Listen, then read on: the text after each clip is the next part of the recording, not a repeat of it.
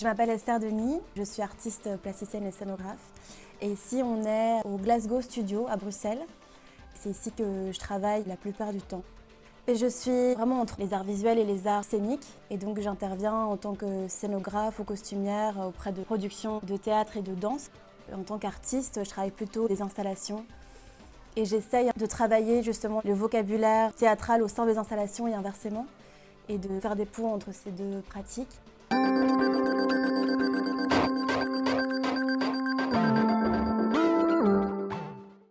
Quand j'étais petite, je faisais partie des chœurs d'enfants de la Monnaie à Bruxelles et garder de ces expériences assez fondatrices cette idée d'un espace sombre dans lequel on est tous et tous silencieux et une image va apparaître de l'obscurité. Et je pense que ça caractérise aussi tout le rapport très immersif que je peux avoir aussi dans mes installations. Et aussi cette idée de, comme à l'opéra, où il y a une sorte d'art total, où on joue à la fois sur les arts rythmiques et les arts plastiques, avec les matières, les lumières, les costumes, la scénographie. C'est vraiment pluriel et j'aime beaucoup travailler comme ça aussi dans mon travail, incorporer des corps de métier assez différents. De voir comment la technique peut influencer l'esthétique. Par exemple, l'introduction du gaz dans les théâtres, et donc on a pu se débarrasser des bougies, etc.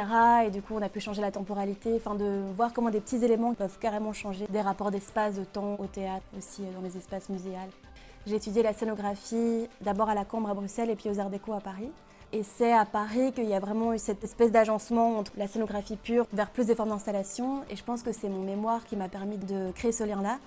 J'ai travaillé sur ce que j'ai appelé les dramaturgies visuelles. Le sous-titre, c'était la scène comme espace pictural. Et j'avais analysé une série de spectacles de théâtre qui s'exonéraient complètement du corps humain en scène et des mots. Et donc, c'était des pièces qui durent 1 heure et demie, où les acteurs-actrices en fait sont la lumière, le son, les sensations, enfin vraiment un espace sensoriel multiple. Et j'aime beaucoup cette idée de multiplier tous les sens pour pouvoir atteindre l'imaginaire des spectatrices. Et je tente de faire ça dans mon travail.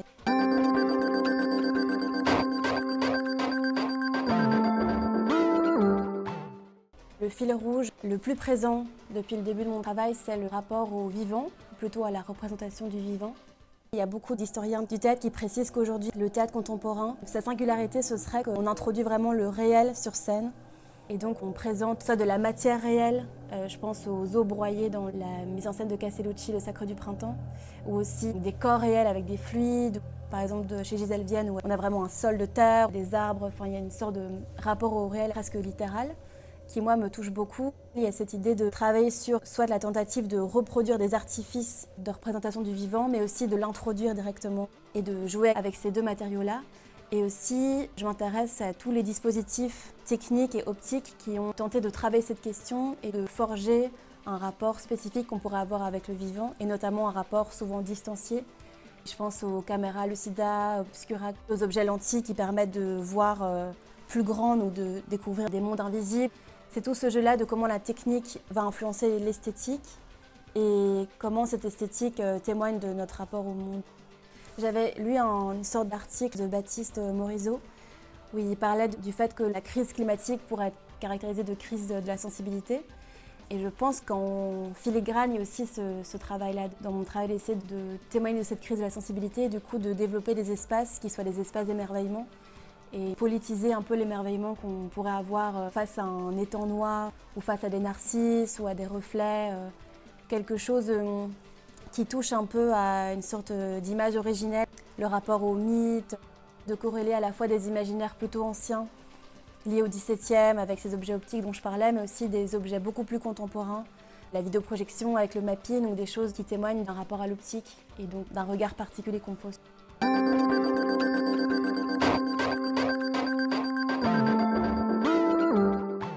Phaner, ce sont nos poils, nos dents, nos cheveux, nos ongles. C'est des cellules éphémères. Ce qui est assez intéressant aussi, c'est qu'elles ont un temps de décomposition différent du reste de notre corps. Et donc c'est périssable, mais c'est dans un temps autre. J'ai réalisé une résidence auprès d'un taxidermiste en France pendant une dizaine de jours. Et avec du coup l'aide du taxidermiste Pierre-Yves Ranquin. C'est un univers assez particulier parce qu'il travaille dans un atelier qui est l'ancien atelier de Paul Rebérol, qui est un peintre français, qui a aussi peint toute sa vie des cadavres avec une œuvre picturale assez violente, assez belle. Et donc il y a une sorte d'ambiance très particulière dans cet atelier. On sent l'énergie de ce peintre avant et on sent maintenant l'énergie de ces corps qui baignent dans des bacs. Donc c'est un rapport au vivant très particulier. mais qui est beaucoup plus vivifiant que ce qu'on pourrait penser, parce que la taxidermie demande une connaissance très précise des animaux en tout genre, en termes d'anatomie, en termes de couleur, en termes de matière, enfin, c'est hyper complexe. C'est un rapport à la mort et à la fois un rapport à la vie qui est très confrontant. Et c'est ce paradoxe-là qui m'intéressait beaucoup justement dans l'installation Faner, où du coup je présente un diorama dans lequel est un enfant taxidermé. Et sous la peau de ce fond, il y a une sorte de dispositif robotique qui lui donne l'impression de respirer. Il y a une tension dans cet objet entre artefact et vivant. C'est à la fois une matière très précaire, très organique, qui est conjuguée à tout un dispositif technique très complexe, qui est du coup tout le processus d'abord de taxidermie. C'est vraiment un agencement de gestes qui sont faits pour garder cette peau intacte sans qu'elle puisse mourir, etc. Et aussi tout le dispositif robotique pour lui donner cette impression de vie. Il y a une sorte de paradoxe entre cette précarité du vivant et aussi ce dispositif lourd qui est mis en place pour le mettre en avant. Et aussi cette idée au sein d'un espace petit qu'est le diorama, de tenter de saisir un peu l'incommensurable qui serait le terrestre, l'anthropocène, des questions qui nous dépassent complètement. Il y a cette idée de reprendre un peu un imaginaire plus 17e-iste. À cette époque-là, les scènes savantes, artistiques, naturelles étaient très connectées. Et puis aujourd'hui, on est plutôt héritier de cette déconnexion, de cette séparation de ces différentes scènes-là. Et il y a l'idée dans l'installation d'un peu superposer ces différents types de savoirs. J'ai choisi la figure du faon parce que je la trouvais très symbolique et très forte. Un être avec lequel on n'a pas l'habitude d'être en lien. Et je pense que ça témoignait de cette précarité et de ce caractère fragile dont je voulais parler, de choisir un bébé, un faon. Ça pourrait être une sorte d'état de préservation et à la fois dans un état de domination. La sensation que les œuvres qui m'ont le plus marquée, c'est toujours des œuvres qui m'ont provoqué des sensations fortes, qu'elles soient dans un rapport à la beauté très fort, ou qu'elles soient violentes, ou qu'elles soient dérangeantes. Et je pense que cette œuvre va nécessairement être à la jonction de plusieurs sentiments. L'idée, c'était de faire état d'une situation assez terrible dans laquelle on se trouve et donc de présenter quelque chose qui soit aussi de l'ordre de cette disparition-là. Il y a un bouquin de Charles Stepanov qui s'appelle L'animal et la mort. Et il y a tout un passage qui s'appelle Les larmes du cerf. C'est ce moment où l'animal a été chassé, il est en train de mourir, il pleure et il y a cet endroit à la fois de satisfaction que l'acte ait été réussi, la chasse donc, et aussi le fait qu'on soit complètement décontenancé et accablé par la vue de cet animal qui pleure.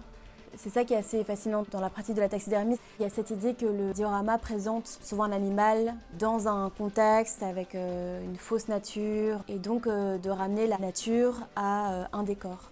Et l'idée de Faner, c'était de rebattre ces codes-là et de rendre ce diorama mouvant, pas uniquement dans ce petit cœur qui bat dans le corps du faon, mais aussi dans la manière dont les pierres ont l'air d'être vivantes, les végétaux. En tout cas, d'avoir une sensation d'un espace mouvant et d'un espace qui n'est pas figé et qui poursuit sa danse et ses cycles hors ou à cause des actions humaines.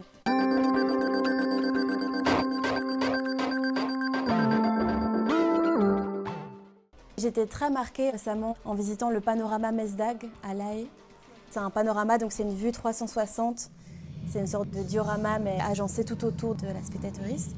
Et je pense avoir l'envie de réaliser une installation de cet ordre-là.